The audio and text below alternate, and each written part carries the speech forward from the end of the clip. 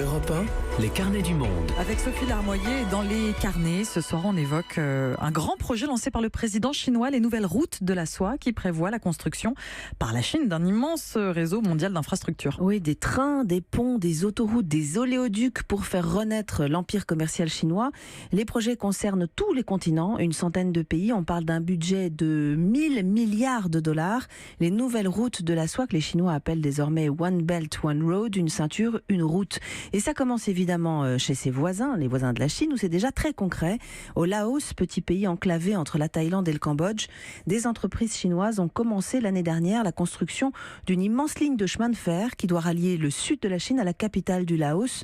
Ce train, c'est à la fois une promesse de développement pour l'un des pays les plus pauvres de la planète et aussi la menace d'une hégémonie chinoise totale. Carole Izzo est allée sur place, sur ce chantier encore très protégé des regards. Reportage rare pour vous, écoutez.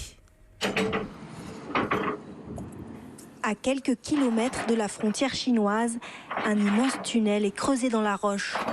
Aux alentours, à perte de vue, la montagne est éventrée, mise à nu. Les plantes, les maisons et même les humains sont recouverts de poussière.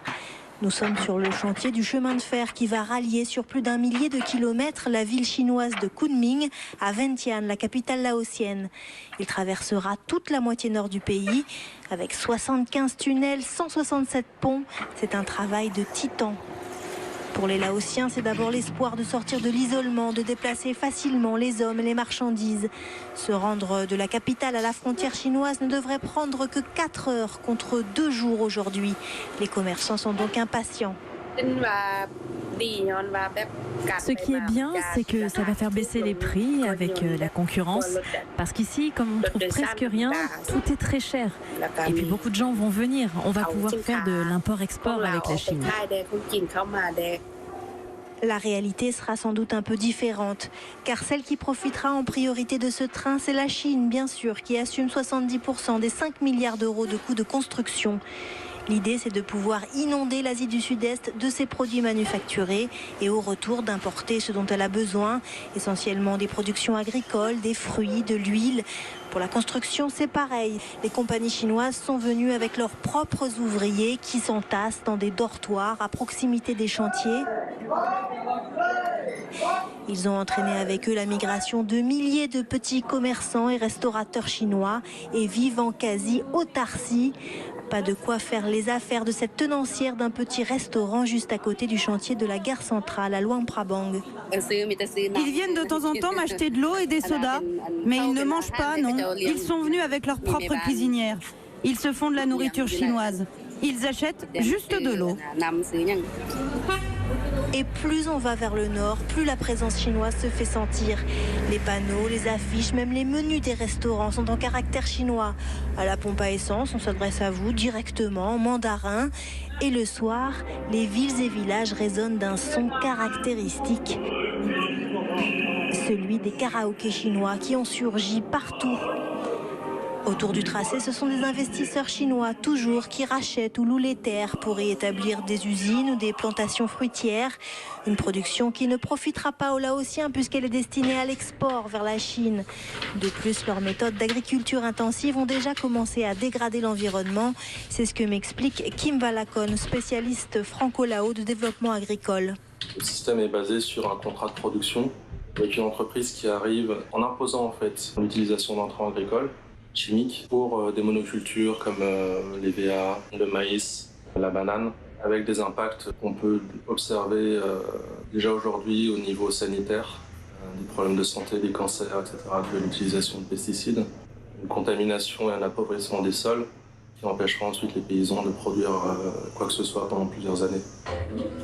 Ces dernières années, plusieurs enfants qui accompagnaient leurs parents agriculteurs dans les champs de bananes sont décédés au contact des pesticides. Pour beaucoup de paysans, le prix à payer pour le développement est trop lourd. Mais les hommes d'affaires locaux, eux, estiment qu'il n'y a pas vraiment d'alternative. Regardez la Chine, regardez la Thaïlande, le Vietnam, la Birmanie, le Cambodge. Ils se développent tous. La plupart de ces pays ont des trains. Et le Laos. Combien de temps ça nous prendrait pour avoir les fonds pour construire notre propre train? On ne peut pas se permettre d'attendre. Pour construire le train, des milliers de villageois ont été déplacés, y compris à la consternation de tous, des temples bouddhistes centenaires et leurs moines. Des indemnisations ont été promises, mais toujours pas versées. Luang Prabang au Laos, Carole Izou, Europe 1. Retour dans les studios d'Europe 1 avec Carole Izou. Bonsoir Carole. Bonsoir Sophie. Vous êtes retournée à votre camp de base, c'est-à-dire Bangkok. Alors en écoutant votre reportage, on essaye d'évaluer les avantages et les inconvénients de ces grands chantiers pour un petit pays pauvre comme le Laos. Pas sûr que le bilan soit positif, hein. Non, c'est vrai, comme lorsque la Chine investit massivement en Afrique, la question des bénéfices pour les populations locales se pose. Et c'est sans doute pire au Laos, car on assiste à un véritable phénomène d'assimilation culturelle.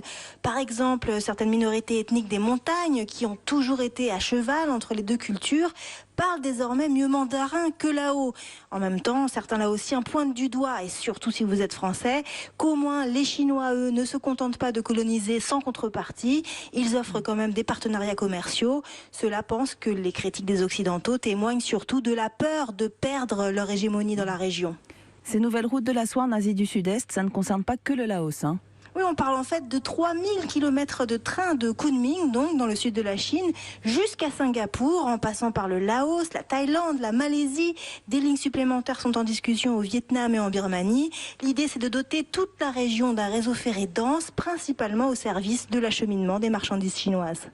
Ce que les détracteurs de ce projet dénoncent comme une nouvelle colonisation économique chinoise.